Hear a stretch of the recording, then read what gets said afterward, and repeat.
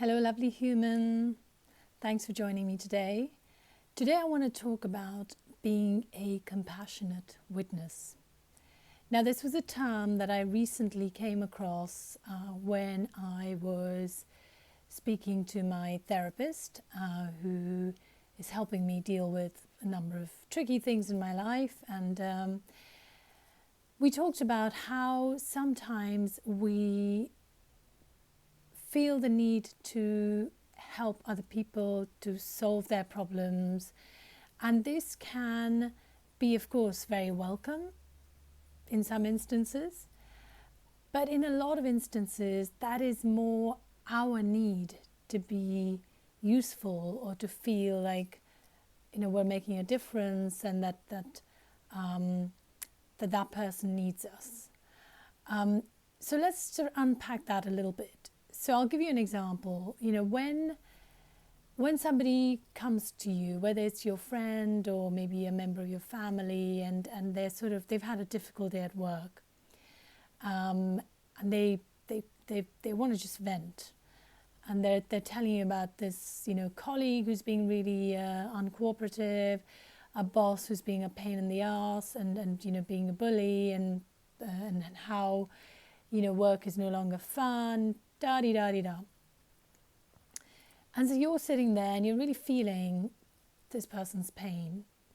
So what's the first thing you feel you need to do? Okay? The first thing, most of us feel like, oh my God, how awful for you. And then we jump in and we say, have you thought about this? Or what if you could do this? Or, here's my idea of how to overcome this particular challenge. And generally, when we do that, we are making the other person feel like you don't have the patience or the ability to just listen to them. Because really what they wanted was not for you to give them solutions, because they probably know what the solutions are, but for whatever reason, they're unable to implement them. And all they want to do is they want to express how they're feeling to someone who is willing to listen. So unintentionally, we have made that person feel like they're a problem that needs to be solved, or their challenge is a problem that needs to be solved, and you don't really have the time to just listen to them. And that's where being a compassionate witness can be really helpful. It's incredibly hard to do, I have to tell you. I mean, my daughter and I have this often, and she'll come to me and she'll tell me about something that's really bothering her.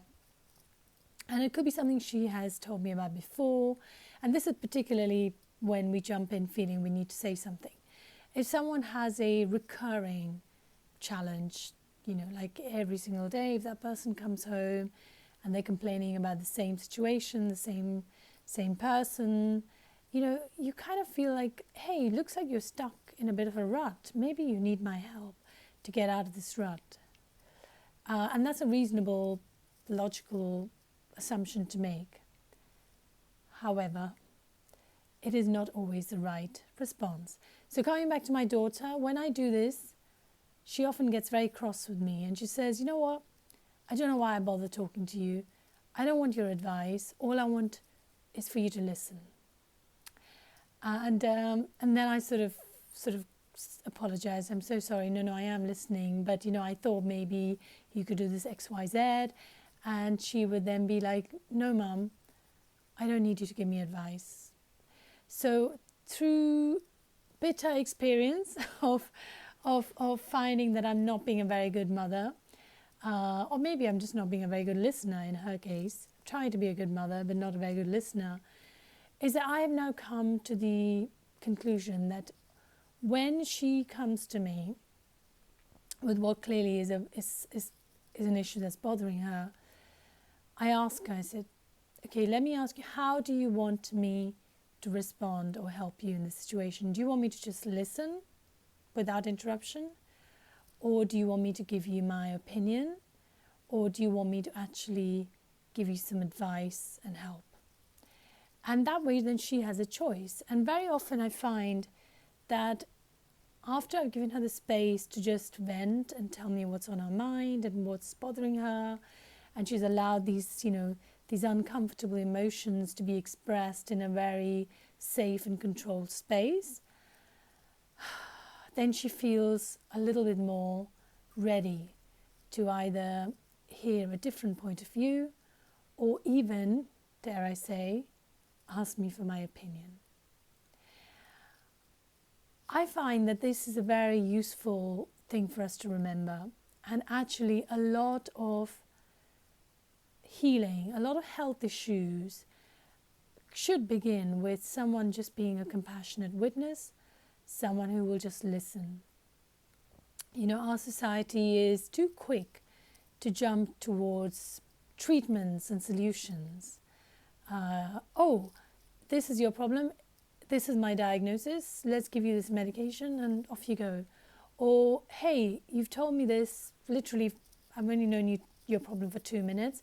But based on my experience, this is what I think is wrong. And these are the solutions. I think we are in danger of coming up with solutions to problems that don't really exist, but maybe make us feel good.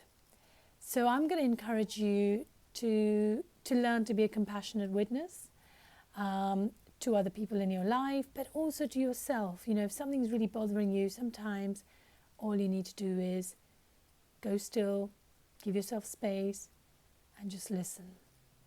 Sending you lots and lots of love. And if you are experiencing some difficulty, I wish for you to find someone who can be that compassionate witness for you.